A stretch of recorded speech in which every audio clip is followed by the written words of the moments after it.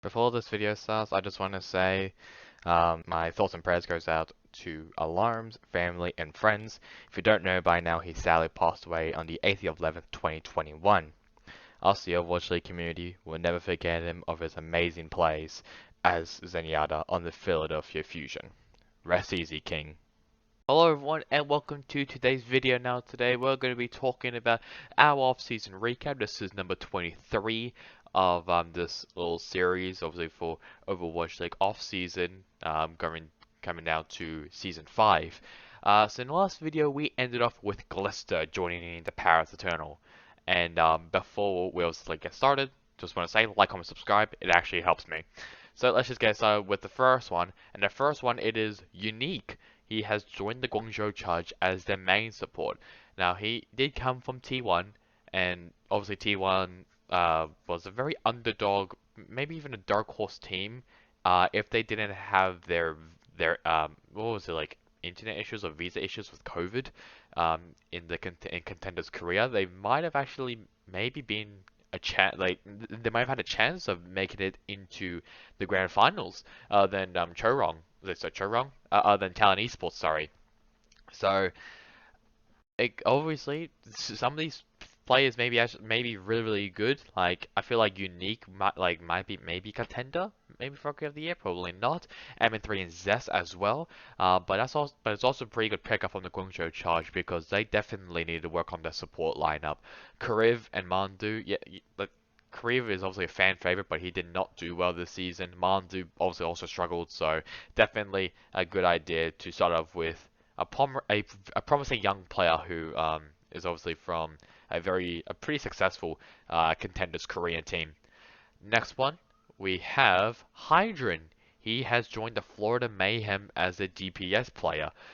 So I'm really excited to see like all these North America contenders players obviously coming from Age now, and they'll be able to play in the Overwatch League.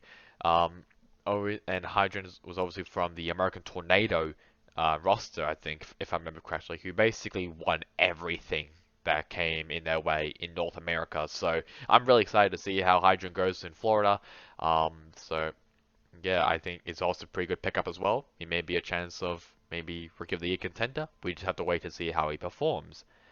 Next one, we got some London Spitfire changes. Backbone has joined the London Spitfire.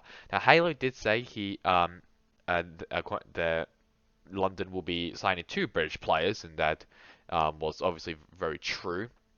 They did sign two players. I did say Boombox and Chipsa. Chipsa is just a joke, but Boombox obviously because experience. He's always been in the Overwatch League, well, since like season 1. But obviously he did leave it to Philly Fusion at the end of season 3, if I remember correctly. I don't know what he's doing now, but I think he's still trying to look for a team. But Backbone joining London. It'll be interesting to see. I mean, they have now 3 DPS players, and they already have Shax and Sparker. So I don't know where Backbone will be put into this, but it'll be interesting to see how London uses Backbone for next season. We got some more change as well to the Spitfire Ensemble as well. We got Haiti and Poco have also joined. Oh, Haiti rejoined the team. Poco has joined the team. This is a pretty solid tank lineup. I mean, Haiti definitely didn't perform that well. I mean, what else? Because just like, yeah, he probably like had his moments, but I don't think he really performed well. As for Poco joining the Spitfire, that's a bit of a surprise to me, but I could also understand why, because they're also based in Europe. But I would have thought he may have gone to maybe Paris to obviously have the French, the French not icon, but having like a French player in it, even though Dridro's already in it, so that's already been filled. So I guess the next logical one to go to is London Spitfire. It also depends on who else they pick up on the Spitfire. But it's a pretty good pickup for Poco. I don't know about Haiti though. Haiti's a bit of a question mark for me, but it's still a good pickup from the Spitfire to get Poco. Another returning player, quote unquote, is Rascal. He has rejoined the Dallas Fuel, but now as an assistant coach. Now, obviously, we did talk about this in a couple episodes ago that Rascal has retired to pursue a coaching role. This will be the first team that he'll be coaching. I'm pretty excited to see how he goes as a coach. Um, as he was obviously a very successful player in the Overwatch League, and now he's going to try and bring that experience to the Dallas Fuel to probably make them even win the Overwatch League as a coach. So I'm pretty excited um, to see how Rascal goes on the Dallas Fuel. Next one, we have Wizzyhyung and Toby. They have both joined the Seoul Dynasty as coaches. Wizzyhyung has rejoined, well, actually, both of them have rejoined the team. Wizzyhyung was obviously was formerly there, I think, in 2020, if I remember correctly, as a coach. Didn't really work out for them. As for Toby, he's now going to be the head coach of the Seoul Dynasty. I love that. I actually love it so much. Um, I feel like Toby will be like one of those players where he could actually be a good coach. Like, I don't know how good Russell's going to go. I don't know how good McGravy's going to go. But Toby, as a coach, is fantastic. I think Seoul's coaching lineup and roster lineup may be a contender for possibly being the best in the league for season 5. So I'm really excited to see how that goes. Next one, we got Mira. He has joined the Florida Mayhem. So I think that's all the DPS players that Mayhem will be picking up. If you're wondering, it is Checkmate, Hydrant, and Mira. Interesting, interesting pickups. Mira did not bad in on the time on the Gladiators. Um, we'll see obviously how he performs now under Goomba and McGravy, but he's a very solid average player. He's not like the best. He's not like very flashy. He's just very solid. So we'll just see how he goes for season 5. Next one, we got another London Spitfire change, and it is Provide. He has rejoined the Overwatch League to join the London Spitfire.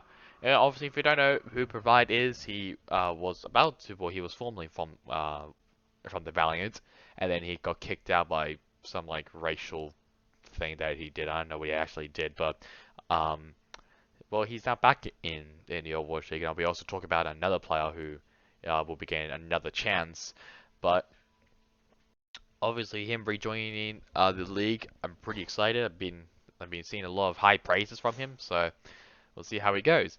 And the final one, it is Sam. He has joined the San Francisco Shock as a DPS player. Now, I really thought that the Shock was going to have just full Korean players, and then Super is just going to be there. Like how I think like Tavik, he was like the only Western player on the floor in Mayhem in 2019 before McGravy joined. So it'd be interesting to see how Sam goes and how the Shock utilizes him. I don't know how as well because they already have like Killer and Proper, but we'll see. We'll see. Other changes as well that isn't on this. The Wu Ye, he has joined a Chinese team. I don't know what team it is. It is this one, Fantasy Gaming. He has joined them under 1221. So if I was to click on him, it's basically just Wu Ye. That is basically the first LA Valiant change, basically. So, yay, I guess. I don't really know how to feel about that, but Valiant definitely needs to do definitely a rebuild, in my opinion. So have a look at the rumors that were obviously said by Halo of Thoughts. So Changong, he's going to be the Hangzhou Spark new head coach. MMA is going to be staying with the team, which is true. Titans will be signing Aztec, which will be very interesting to see. Jesher, he originally said that Jesher was going to join the Seoul Dynasty as a coach, but not anymore. Mayhem to sign Adam. That's obviously also great because he gives him a second chance because he kind of got cucked over by the Valiant, moving to APAC and going full Chinese. Mothra not going to Spitfire, but Provide going to Spitfire. That was true. Uprising signing MCD. I kind of want to talk about this for a bit, and then obviously I'll keep going. MCT joined Uprising. That'll be a bit controversial because obviously I think I did mention it as well. I think going down to the Countdown Cup, I'm gonna say. He basically said like something to a Chinese player which wasn't very nice in rank, and then he got kicked out from the Spark. This is probably just redemption. I think he also apologized, so I think he definitely deserves another chance of being in the Overwatch League. He'll be now joining the Uprising. I think is he a flex support? I think he is. I really can't remember right now. I think he's a flex support. I can't enter apparently. He's just a flex support. It'll be interesting to see how he goes on that. Uh, and then we got Paddy Fan has joined the Gladiators. He'll be retiring from Valorant, which kind of surprised me because I thought he did a very he's done a great job on X10 Esports, which is the team that he's in for Valorant, and he's also going to Champions as well. So I don't know why he would retire from Valorant after having a very good season with X10 Esports, but looks like he wants to go back to Overwatch, and he'll be now signing with the Gladiators. That's a great DPS lineup as well. Arns, Kevster, Paddy Fan. Oh, that's going to be good. Titans will be signing more players, False, Aspire, and Shockwave. So Shockwave will be re-signing with the team after leaving them previously at the end of 2020. Yeah, and Aspire will be joining them, who play for the Toronto Defiant, and False will be joining them as well as their tank player. Interesting to see that. Charge is to keep Krong. I mean, I'm not that surprised there. Titans assigned Masa. This is a very good pickup as well. I feel like the supports were definitely the issue, and also the tanks as well. Not really the DPS players. I mean, they had Dalton and Teru. Then Linkser was just a bit meh, but other than that, the DPS lineup was pretty solid from last season, but definitely the support and tanks were terrible. I'm sorry, but yeah. So Masa and where is he? Aztec joining, that's great. False joining, that'll be really exciting. And then Aspire and Shockwave as well. That's going to be a great DPS lineup. I feel like Titans, their roster currently looks a bit maybe it may like definitely better from last season. So I'm really excited to see how they go, and they're probably gonna be a midfield team. They may be actually better than the London Spitfire. We just have to wait and see, obviously. There's also one change here that I'm gonna be talking about a lot now. It is this one. According to multiple sources, the Washington Justice has been considering trade offers for DPS player the K. Oh god, this is not looking good already for the Justice. If it's true that the K does leave the team to join another team, then Justice's chance of winning the Overwatch League in 2022 for Season 5 is gone straight away. It's just gone. So if it is true that the K will be leaving the team to join a different team, then um, I don't know what else to really say. I just don't. The Justice aren't going to do well, in my opinion, if that's going to be the case. So yeah, that's really it for me now. I hope you guys enjoyed today's video. Catch you guys on next time in the next one. Goodbye.